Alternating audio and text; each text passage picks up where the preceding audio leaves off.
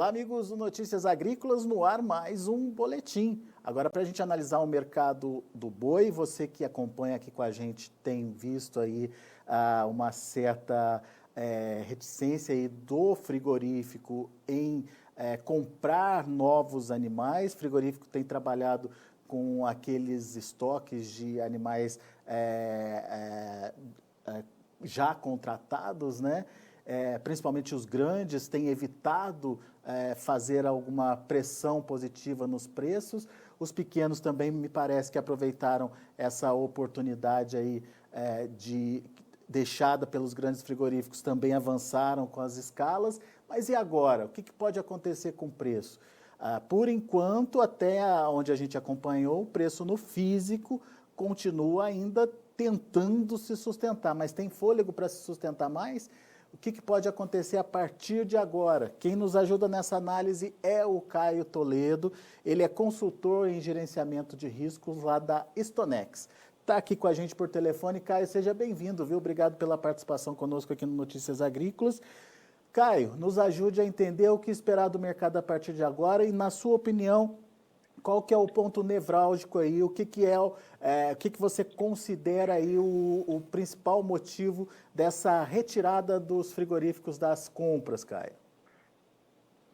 Boa tarde, Alexander. Boa tarde a todos. Bom, o mercado passando pelo movimento de ressaca, que de certa maneira já era esperado em função muito do preço da carne bovina no mercado doméstico. Nós tínhamos as exportações com uma válvula de escape excepcional, com um câmbio próximo a 5,70, porém agora com o câmbio recuando para próximo de 5,30 e uma forte resistência do mercado consumidor brasileiro pagar pela carne mais do que R$18 o casado, isso acabou impactando a margem de rentabilidade dos frigoríficos que estavam vendo cada dia a coisa piorar em função da alta do preço do boi. Então chegou um momento onde os frigoríficos resolveram tirar o pé do acelerador, estabelecer menores abates, muito em função dessa queda da rentabilidade em algumas unidades. Então, o dólar, na sua opinião, está desestimulando o frigorífico, porque até então, com o dólar alto, ele conseguia, em reais, fazer um bom caixa e acabava compensando aí com as vendas do mercado interno, mesmo que elas fossem negativas, certo? Tanto isso quanto também um pouco do mercado doméstico que não tem conseguido acelerar o consumo que eu digo é com relação a preço, tá? Não em volume, mas não tem conseguido sustentar preços maiores do que, vamos colocar 18,30 no casado. Muito bem. Então, chegou num ponto que a indústria parou de comprar, mas ela tem fôlego para bancar essa paralisação por muito tempo, Caio? Esse é o X da questão, né? Hoje nós estamos vendo uma oferta de gado extremamente restrita em todo o Brasil, alguns lugares com oferta um pouco maior, que é o estado de Goiás, porém a indústria tem estado num movimento onde que para ela, em algumas unidades, vale mais a pena ficar parada do que abater. Porque é o seguinte, hoje você não tem gado, se for comprar gado vai pagar caro num gado e você não consegue repassar o preço do gado para a carne. Então, dentre as alternativas que estão na mesa, algumas unidades frigoríficas estão preferindo ficar paradas ou pular abate. Porque você tem a necessidade de abater, ou de produzir, porém chega um certo ponto que produzir não se torna sustentável, porque você já está pagando para produzir. Então, nesse momento, os frigoríficos resolveram tirar o pé, começando pelos grandes, e acabaram forçando o movimento mais dos menores, que aproveitaram essa deixa dos grandes para tentar originar gado mais barato. Então, é meio que um recado das indústrias aí, na sua opinião? Não chega a ser um recado, chega a ser um movimento que até, se a gente for pensar, sair do nosso e partir para outro tipo de negócio, é totalmente factível e entendível que uma indústria deixe de produzir uma hora que ela não consiga ver mais vantagem e não consegue mais produzir um certo produto com uma certa rentabilidade que garanta uma liquidez do negócio dele. Então, acho que não foi muito um recado. Eu acho que chegou a um certo ponto onde a indústria percebeu que dali não conseguiria mais ser sustentável. Então, qual que faz? Então, para de produzir nas unidades que não está sendo sustentável por enquanto. E espera um pouco mais para ver se entra mais boi, se a carne dá uma recuperada, e a partir de então você começa a produzir novamente. Uhum. Ou seja, a indústria diz que não pretende trabalhar mais no vermelho. Agora, o que mudaria esse cenário, Caio? É possível ter um aumento no preço internacional da carne, por exemplo, para compensar essa queda do dólar, ou isso é mais difícil de acontecer? Eu acho que nós temos 2 pontos. O primeiro ponto seria a questão cambial e também novas negociações de exportação com preços mais elevados. O que eu acho que será difícil, uma vez que a China, que é sempre o grande comprador de carne brasileira, tem tentado pagar preços mais baixos e tem necessitado volumes menores, tá? Agora, o lado interno, essa segunda quinzena deve ser um pouco mais fraca, mas nós temos daqui a pouco o início de dezembro, que poderia e poderá, a priori, auxiliar numa retomada aí de consumo doméstico, que poderá ir para o aumento do boi casado. E se de fato tivermos um aumento do boi casado, eu acho que isso daria mais fôlego para a indústria novamente voltar aos negócios, comprando até boi mais caro e voltar a produzir carne que seja rentável tanto para ele quanto para o pecuarista. Está mais na mão do mercado interno, então, uma continuidade da alta da arroba nesse momento, Caio? Eu acho que nesse momento estaria na mão do mercado doméstico, acho que vamos falar que sim. Tem muito da exportação nessa brincadeira, mas de fato, eu acho, na minha visão, que se o mercado doméstico voltar a negociar e a preços maiores, isso daria mais fôlego para a indústria, principalmente aqueles que não têm o mercado asiático para poder comprar mais caro. Muito bem. Agora,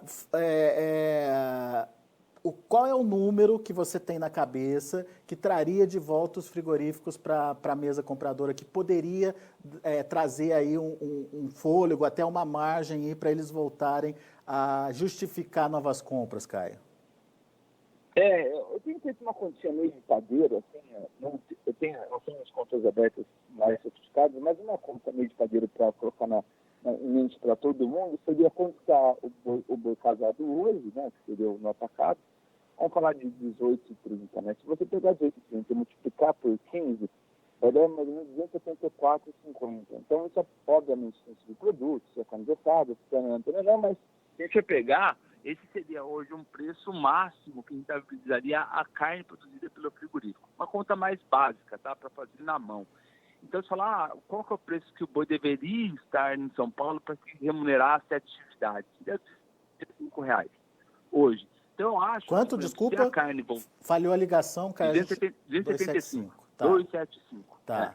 Agora, vamos falar que o traria R$ 9 por casado. 19, se pegar 19 vezes 15, seria uma arroba 285. Então, assim, eu acho que se nós tivermos para frente uma alta novamente, isso dará fôlego novamente para o frigorífico voltar ativo e pagar no boi mais caro do que ele está tentando comprar hoje.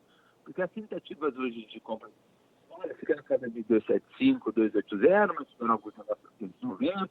Então a indústria também está tentando assim, a se adaptar a esse novo momento, até porque hoje a gente percebe que muitos frigoríficos grandes estão fora das compras, ou comprando pouquíssimo, ou com contratos que já tinha realizado anteriormente, e os pequenos estão comprando a níveis mais elevados para tentar aumentar a sua escala e até, no segundo momento, sair fora das compras.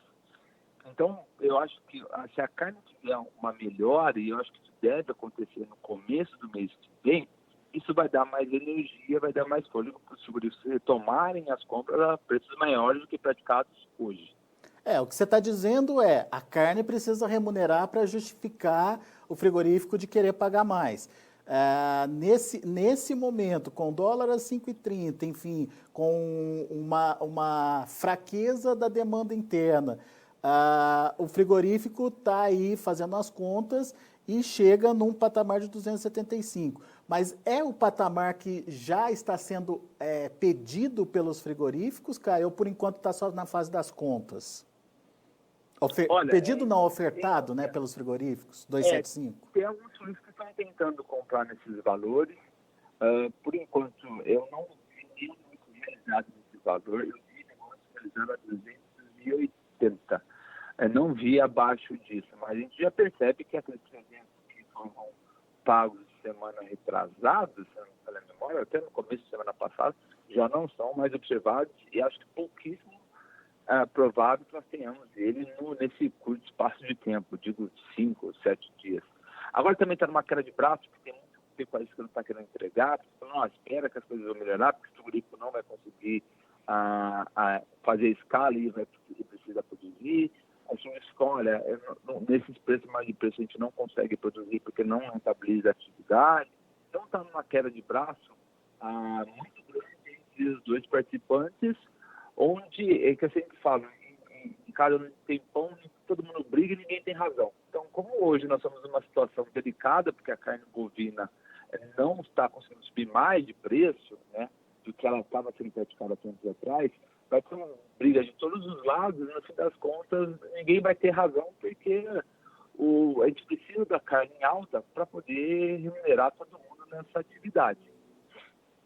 E se não consegue esse novo patamar de preços, a tendência é recuar mesmo para ver até onde a corda estica. Mas nessa queda de braços entre pecuaristas e compradores e frigoríficos, Caio, dá para dizer que o pecuarista está na desvantagem em função de ter um animal que tem prazo de entrega meio que estabelecido? Ou ainda é cedo para falar isso? Em tese, sim. Porém, duas coisas nós temos. Você pode deixar esse animal mais no confinamento, esse é o primeiro ponto. E o segundo ponto não tem oferta, não tem gado disponível para abate no Brasil. Raríssimas regiões nós temos gado para ser ofertado. E esse número é muito baixo e tende a piorar daqui para frente. O que acontece é que, se um frigorífico que for tentar comprar, vamos falar, sei lá, 5 mil animais, ele deve ter que pagar mais pelo animal. Só que se ele pagar mais pelo animal, talvez não tenha a possibilidade de colocar mais preço na carne para passar para o consumidor. Ele fala, então segura. Então nós estamos num ponto que, mesmo a oferta estando extremamente curta, talvez nós não tenhamos mais avanços na cotação da arroba se a carne não subir de preço. Caio, eu vou pedir para você refazer esse trechinho, só porque está tendo alguma oscilação aí no seu áudio, só para a gente ver se a gente entende melhor a sua fala, por favor. Se você estiver no Viva Voz, peço para você sair um pouquinho do Viva Voz, só para a gente tentar captar melhor o seu áudio, por favor, Caio. Repete para mim, então, como é que é essa história? A pergunta era: o pecuarista, ele está em desvantagem nesse momento em função de ter um animal meio que com prazo de entrega para acontecer? Então, em tese, sim. Porém, temos que lembrar de duas coisas. A primeira coisa é que esse pecuarista pode segurar esse animal um tempo maior no confinamento.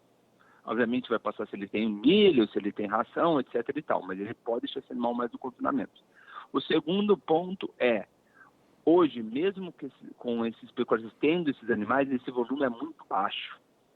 Então, a priori, não teria folga para a indústria para poder dar alguma certa desvantagem para o pecuarista. Entendi. Só que hoje, mesmo com essa falta de oferta crônica, a situação da carne impede com que os frigoríficos paguem mais pelo boi. A carne atingiu um limite aí que fica inviável para quem demanda e fica inviável para quem compra se não conseguir melhorar esse patamar de preço, né? E a gente percebendo ao longo dos meses que assim, a diferença entre o preço da carne no atacado e no varejo começou a cair muito forte, ou seja, estava tendo um repasse de preço da carne do frigorífico para, por exemplo, o supermercado, e o supermercado passava para o consumidor. Aí, cada vez mais ficava mais difícil o supermercado passar para o consumidor. E ele estava estreitando esse preço, estreitando. Chegou a um certo ponto que você não consegue mais, o supermercado, por exemplo, não consegue mais absorver isso daí. Então ele fala, eu não consigo comprar mais caro a sua carne, porque eu não consigo mais repassar para o consumidor. Tudo que eu podia segurar na minha conta, eu segurei. A partir do momento eu não consigo mais. Aí, travou de certa maneira toda a questão, tanto do preço no varejo quanto a questão no atacado. E aí isso voltou em forma de escada e chegou até a arroba. Dá para afirmar que a carne no atacado subiu mais rápido do que a carne no varejo, então, Caio? Exatamente, seria mais ou menos isso. E essa diferença, esse spread entre o atacado e o varejo foi diminuindo, chegou até um certo ponto, que agora, até agora começou a dar uma certa recuperada, mas estava em níveis históricos, deixa eu ver se eu tenho aqui na minha mão essa diferença, mas chegou a ficar muito estreita essa diferença. Então, de fato, os supermercados, os distribuidores, acabaram ficando, de certa maneira, muito apertados, e chegou um momento que eles pediram um arrego, falando, olha, daqui para frente eu não consigo. Aí depende muito também do tipo de corte, se é dianteiro, se é carne com osso, se é carne assada, mas se a gente pegar, fazer uma média global entre atacado e varejo, daria que o spread estava bem curto, muito abaixo das médias históricas. Muito bem. E isso acaba virando uma onda mesmo, né? Se o varejo não pode pagar mais, consequentemente o atacado vai também dar uma pisada no freio, consequentemente vai refletir no preço da arroba. Porque o que está acontecendo? O atacado estava ficando estável, não estava melhorando, só que o preço do insumo básico, que é o boi, estava subindo sem parar. Sim. Então chegou uma certa hora que a conta parou de fechar. Opa, a partir que a conta para de fechar, que a gente fazer uma coisa para baixar o preço do insumo, porque a gente não consegue mais aumentar o produto final. Então, como faz para baixar o preço do insumo se você não tem controle dele? Você para de produzir. Perfeito. Muito bem. Só para a gente entender qual é a referência de preço hoje, Caio, da arroba. Olha, a referência nossa hoje, Estado de São Paulo, fica para casa de 280. Tinha um negócio classificado acima disso, principalmente grupos menores, mas eu falaria que hoje a referência é 280 para São Paulo. Muito bem.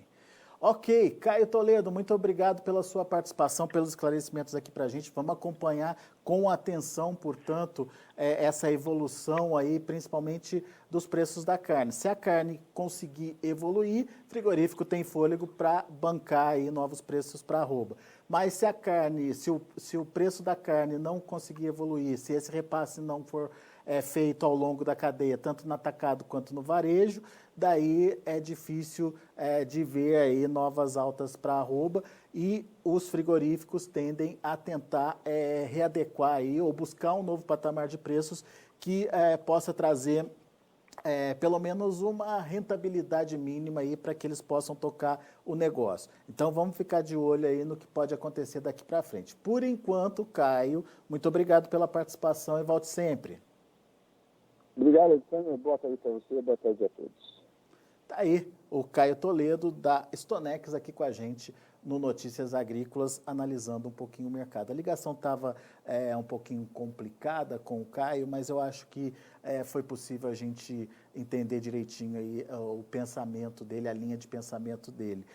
O Caio não está otimista com novas altas de preços, pelo contrário, ele vê duas vertentes aí de preocupação, né, que podem evitar a continuidade nas altas dos preços da arroba. Uma delas é a queda do dólar que acaba tirando a rentabilidade ou a competitividade da carne brasileira, porque quando você converte aí em reais, o frigorífico acaba recebendo menos pela carne, e isso faz com que o frigorífico exportador comece a trabalhar no vermelho, o que justifica muitos frigoríficos aí estarem parando ou diminuindo o ritmo aí dos seus negócios. E o outro fator é a demanda interna. A demanda interna continua patinando, no entanto, tem a perspectiva da chegada de dezembro, principalmente com os pagamentos de final de ano, enfim, com os recebimentos de final de ano, 13º, mesmo o auxílio emergencial, que apesar de estar pela metade, continua sendo pago. Isso poderia, de alguma forma, dar um suporte para os preços da carne. A carne reagindo, daí sim frigorífico tem como repassar o preço para a arroba do boi. Para o Caio, fazendo aquelas contas básicas, né, para entender como é que o frigorífico tem aí o preço do animal na mão dele, para o Caio, os novos negócios começariam a ter mais ritmo, ou pelo menos melhor desempenho, se chegasse ali nos R$ 275 por arroba. Hoje a gente está falando no levantamento feito pela Stonex de um boi em média a R$ 280.